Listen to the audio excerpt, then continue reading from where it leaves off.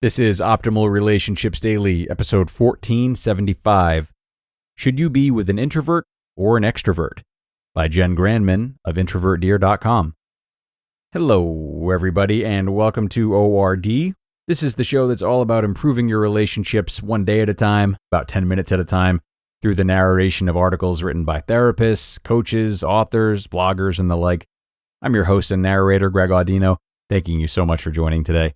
And this time, I'll be reading to you from Introvert Dear, a really popular website for introverts that we share from quite a bit.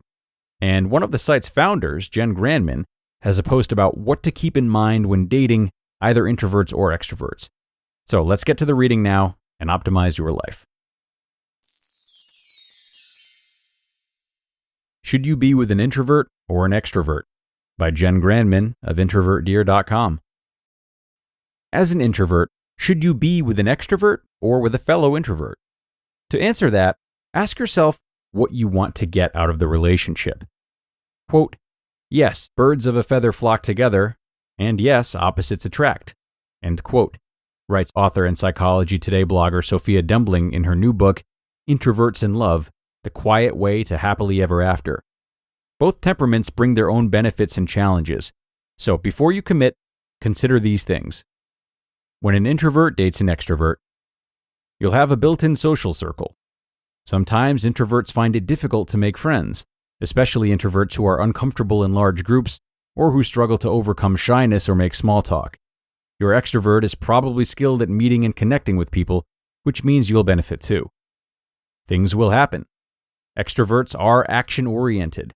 They have ideas, energy, and a strong need to get out and be around people.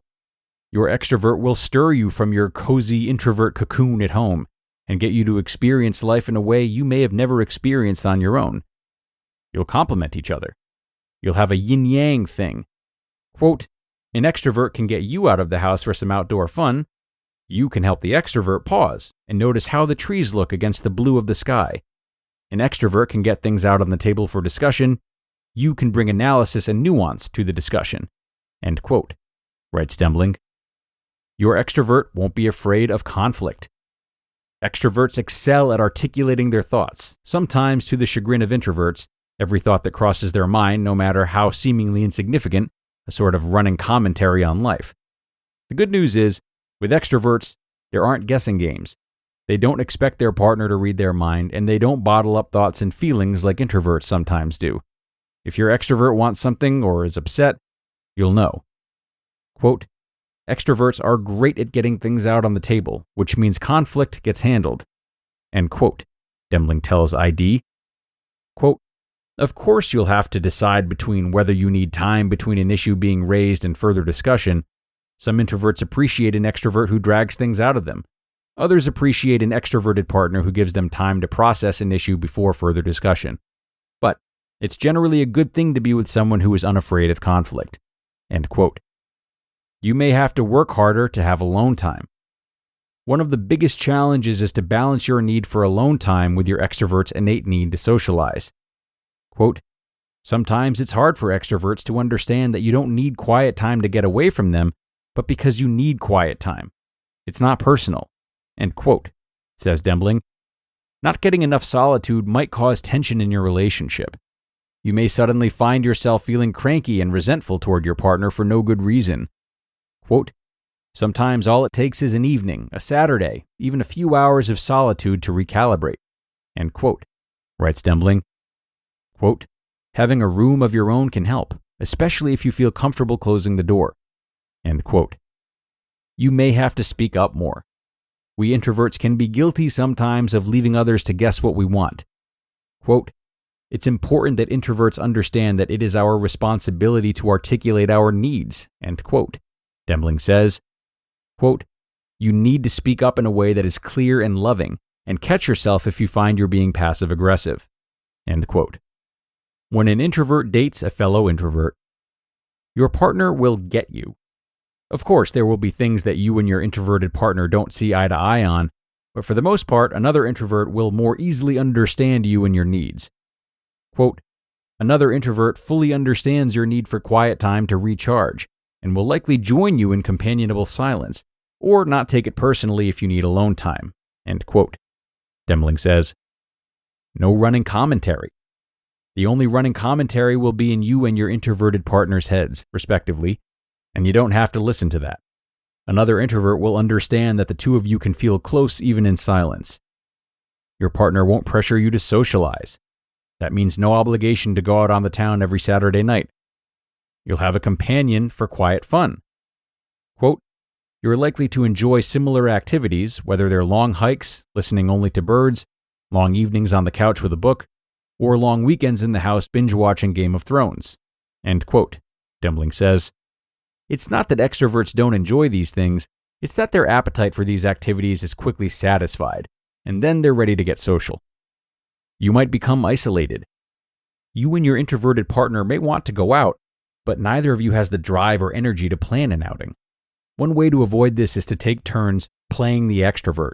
One of you takes charge, plans the date, and motivates the other person to go. If there's already someone at home, it's easy to blow off friends and stay in. But be wary if you're losing touch with your social circle. If nothing else, says Demling, if the relationship goes south, you'll want to have friends you can lean on.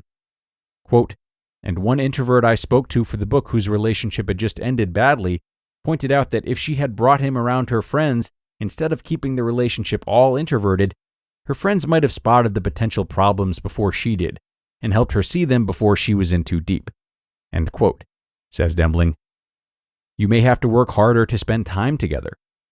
Quote, the independence of introverts can backfire if you both become so independent that you start running on parallel tracks, spending much of your time pursuing individual interests and fun and letting togetherness take a back seat.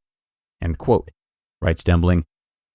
Whether you commit to an introvert or an extrovert, remember that to feel satisfied in a relationship, introverts need the same things that everybody needs: mutual respect, communication, and compromise, says Demling.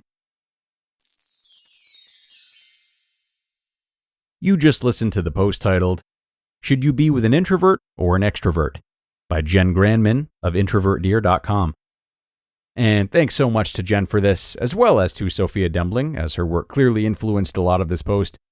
It's definitely an article that gives listeners or readers a lot to think about.